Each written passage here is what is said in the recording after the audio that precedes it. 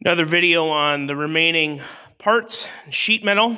So when we got the Siren, all it had was the compression donut, intake cone, and this was pretty beat up. Joe and his buddies were able to get this straightened out pretty good. It's not perfect.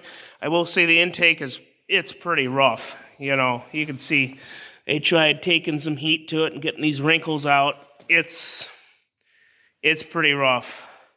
Compression donut's pretty good though, so we do have that going for us.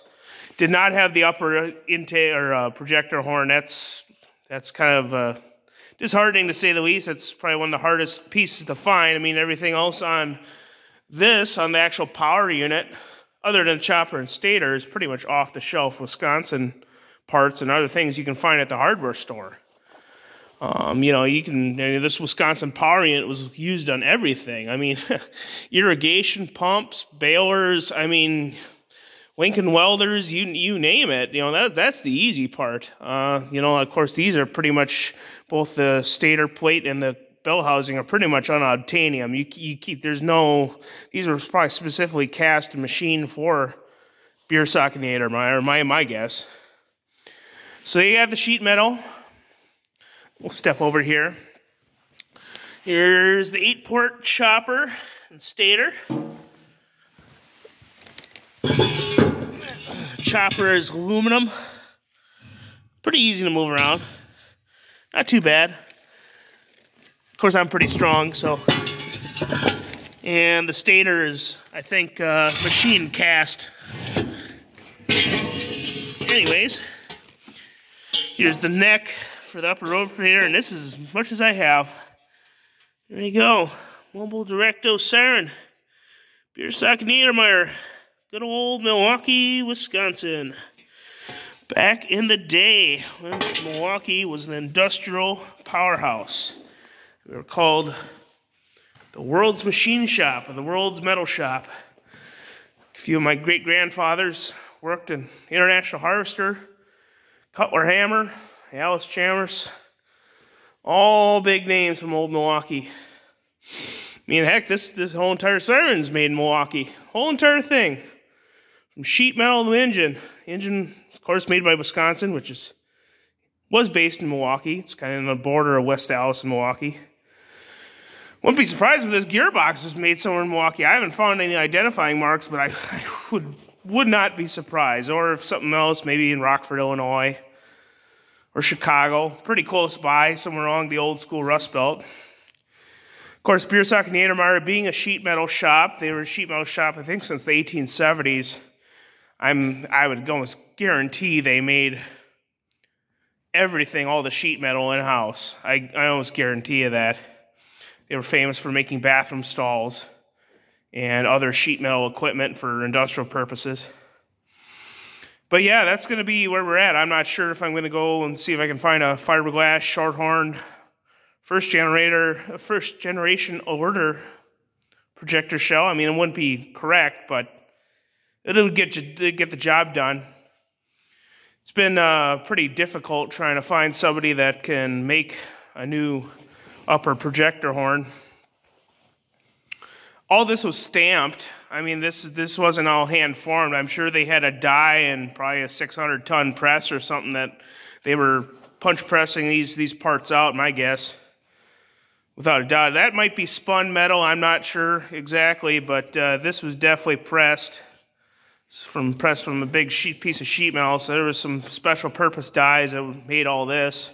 Probably been long scrapped a long time ago. Probably late 60s whenever they started, you know, what is that, 67 when they stopped producing these, so those dies are gone. So that's going to be interesting. That's going to be probably the most, I don't know, elusive part of this whole entire project. I mean, luckily we can get, you know, 95, 98% of the project done, you know. I mean, we can get the chopper stator, it can be functional, you know, and like I said, if we go to West Shore Sirens or somebody else that may have an order shell, you know, we could quick spray it up with some paint and bolt it on. As far as I can tell, it bolts right up to the same flange. You can see all the mounting holes here. This is where the sheet metal, or I guess if you'd put a fiberglass shell on it, it would bolt right on here. So that's not a big deal to pull that off, put a new one on, whatever. So yeah, it's a neat project. Been extremely motivated to get it done because, as you guys all know, the rarity of getting something like this back up and going.